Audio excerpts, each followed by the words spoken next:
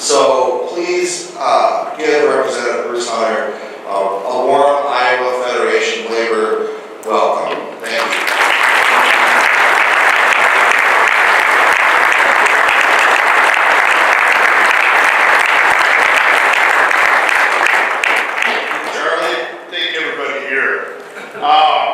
Betty said I could talk until lunch today, so. It's lunch now. Senator Bisgaon did a great job. I guess this is the first time I've ever been called a prisoner of war, so consider me Rambo or something.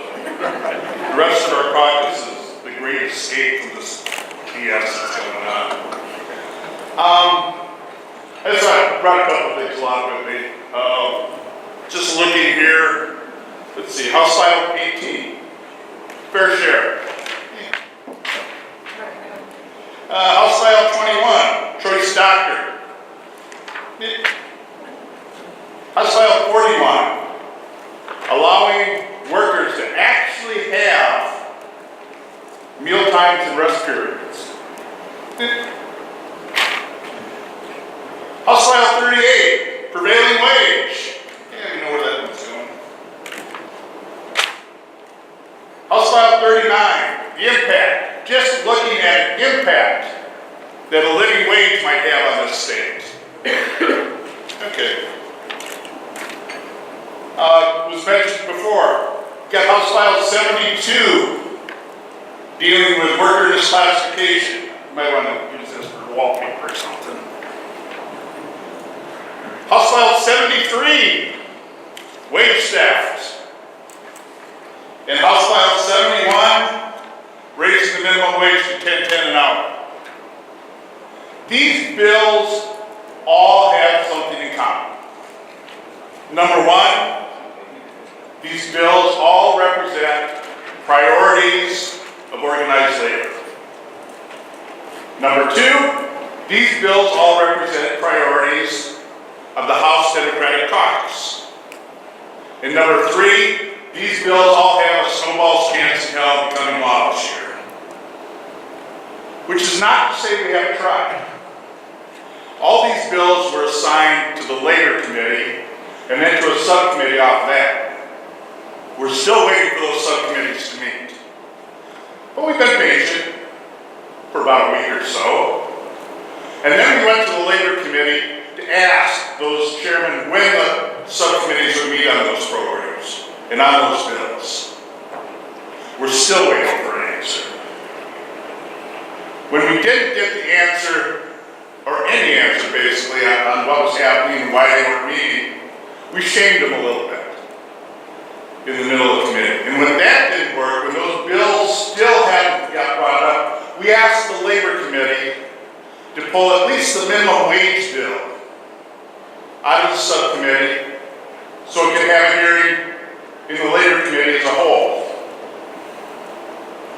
When we were told no, we made a motion to do that and asked for a record vote so every Republican on the Labor Committee had a record of voting no against 300,000 people in the state of Iowa, 1/10 of the population of this entire state.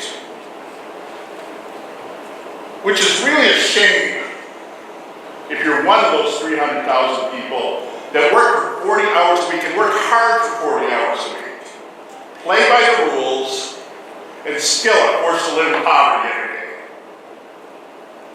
And if you're one of those 260,000 Iowans who also play by the rules and work hard for a living, but at the end of the week have your paycheck ripped off by your employer to the tune of some $600 million a year, you're out of luck in this state.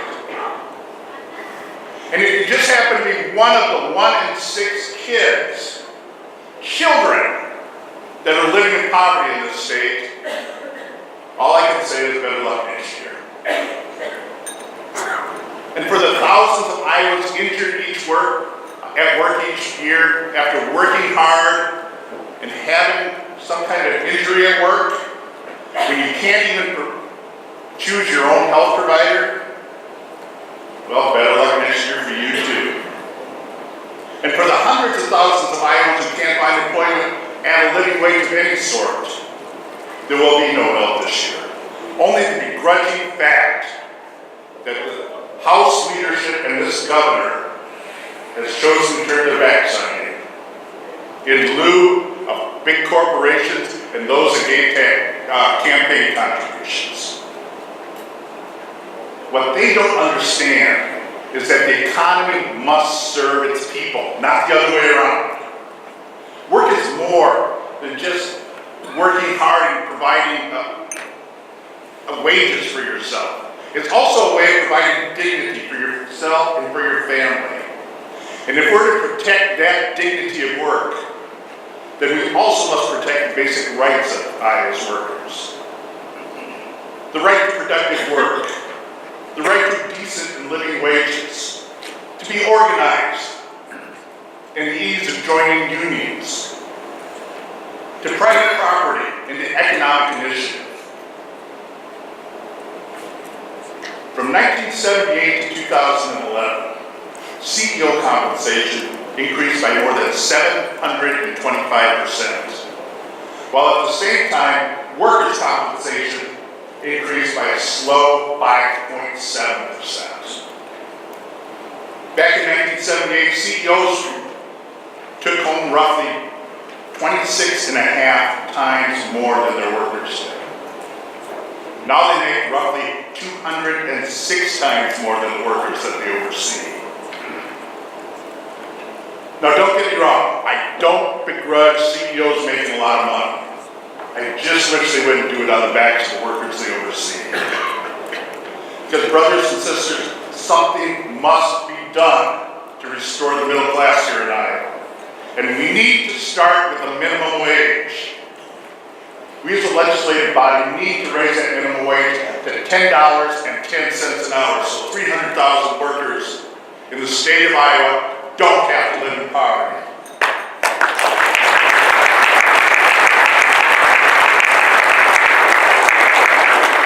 And with all due respect to my Senate colleagues, $8.75 an hour just doesn't cut it. When the poorest workers in Iowa haven't seen a raise in 7 years, and probably won't see another raise for another 7 years, $8.75 becomes a political statement.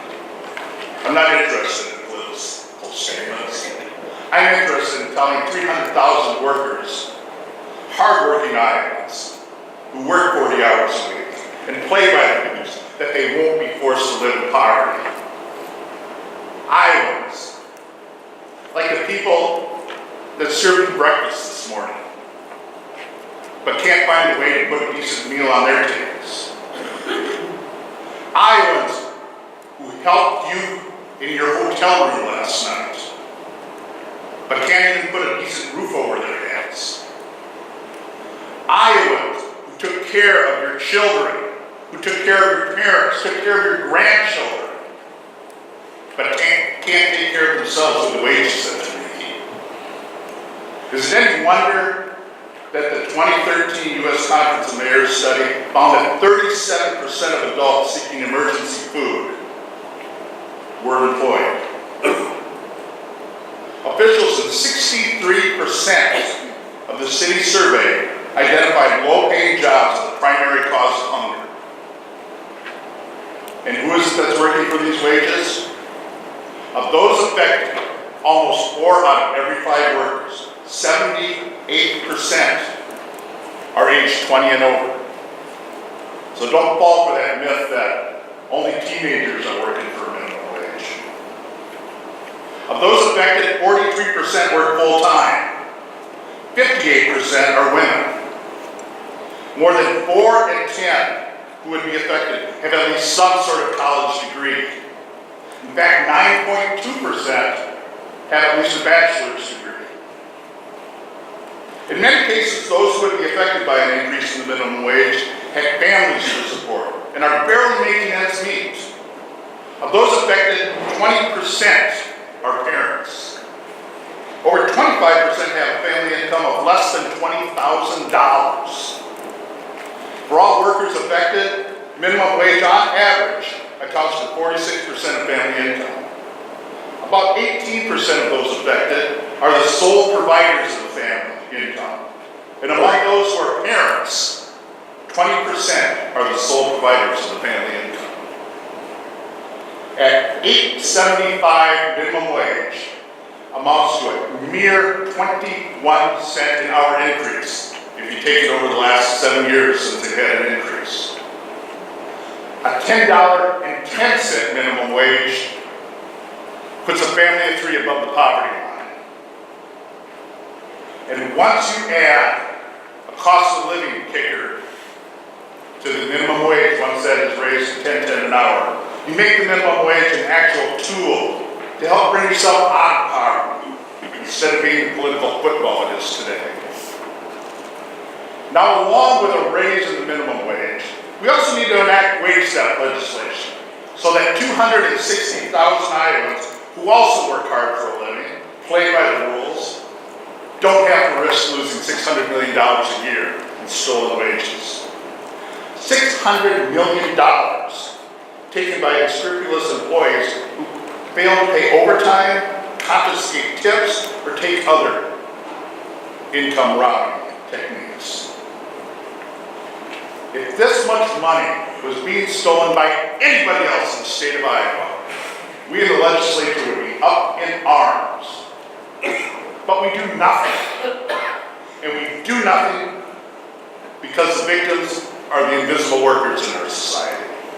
Low-wage workers in factories and home care, construction, daycare, immigrants and the disabled, the poor and the powerless.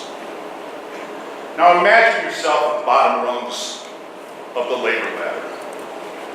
You jump at the chance to take even a couple days worth of work because you got to put rent at the end of the month. You've got to pay that rent. Now imagine the wages that you promised after you work that hard 40-hour week aren't paid to you. Or the check that you've been given, you find out after you cash it, bounces on you. There's really nothing you can do, and after working for that employer for those 40 hours or however long you work, you still have rent to pay at the end of the month. You might complain to the state labor commissioner, but it's your word against that employee's. And besides, the 1 1/2 investigators assigned to wage theft in the state of Iowa have a huge backlog of cases. It'll be months before you see anything, if ever. In the meantime, rent is still unpaid, children still need to eat. That's why the cruelest of crimes committed against the poor, wage theft, might be one of the first. Now y'all have got a packet with your agenda today, and it has a bunch of stories about people that have been affected by wage theft. Read those stories. They're really heart-wrenching. But they're really nothing compared to talking to some of these people face to face and hearing their stories in person. I talked to a person recently who works at a Mexican restaurant in Ames. He's here on a work visa sponsored by his employer, and he works for tips only. And is told that if he ever complains, he's going back to Columbia. I also talked to a guy that's working in construction here in Des Moines. Unbeknownst to him, though, his employers listed him as an independent contractor. So imagine the surprise when he fell off the roof of the building that he was constructing, broke his arm, and found out he could have just well fallen off the edge of the earth because his employer doesn't even recognize that he knows the guy. And it's claimed that he never worked for him. And yet he can do nothing.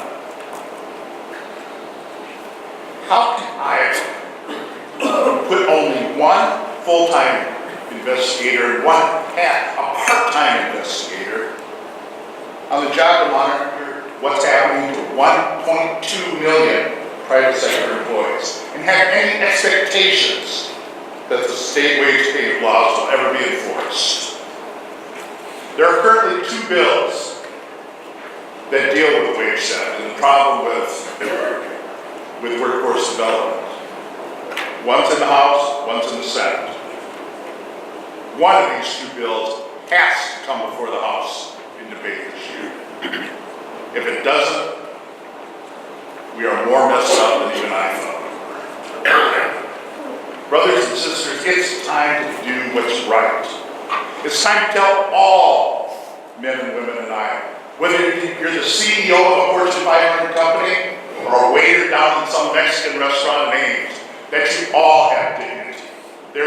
Every worker should have dignity in the state of Iowa. And if you play by the rules, you shouldn't have to live in poverty. And you should be able to take home what you earn.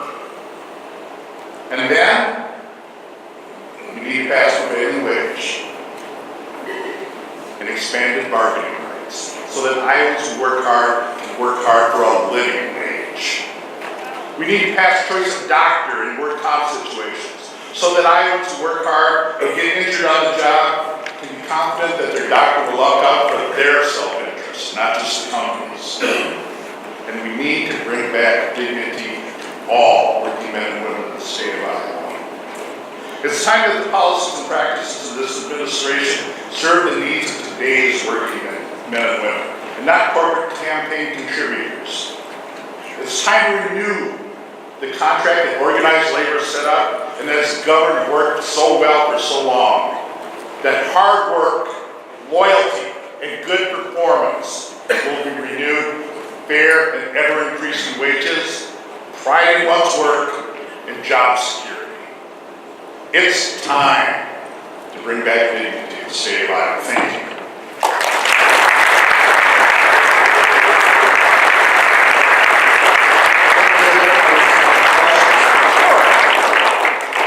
We got a question for Representative Hunter.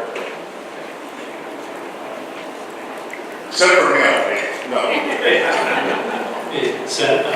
Representative Hunter, thanks for all you do for all of us working people.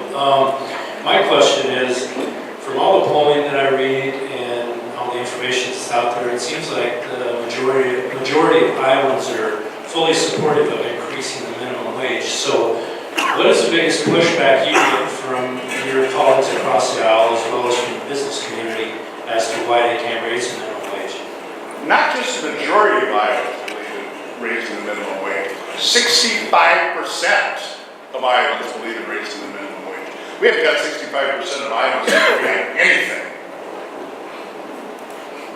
But the House is listening to it. The House of Representatives would rather listen to ABI in the corporate world in this state that say that if we raise the minimum wage, we're going to decrease workers, even though these companies have made more money than God in the last 7 years. CEOs are making more money than they've ever made. You have these supposedly smart people can't figure out how to pay a minimum wage of $10 an hour to their workers. The only thing they can figure out is to convince 53 members of the House of Representatives that it's not a good idea and that it's a better idea that they receive a tax stamp. Yes? A year ago when I went down there, one of the responses I got on this minimum wage, and it was from some Democrats and Republicans, they were telling me they were afraid that some of these people on the lower wage end, they might lose, say, their food stamps or the type of insurance they had. Where is the point, or would this affect any of that if it did go to 1010? That their reply was, well, they'll actually get less if I raise the minimum wage. I've never seen anybody get less by making more money. With the Affordable Care, especially with the Affordable Care Act this year, Obamacare, nobody is going to go without insurance. And it's going to be affordable to everybody, especially those that are making minimum wage. As far as food stamps and other assistance goes, that is set up at a high enough level where 10 are just barely scraping by and making poverty wages just slightly above poverty wages if you're a family of 3, and nowhere close to being poverty level if you're a family of 4. that bar is set high enough for 10-10, it's not going to affect that. It's just another excuse why we shouldn't be doing it. Any other questions for Bruce? Thank you. I'm gonna let you clean up this mess. Thank you. I knew you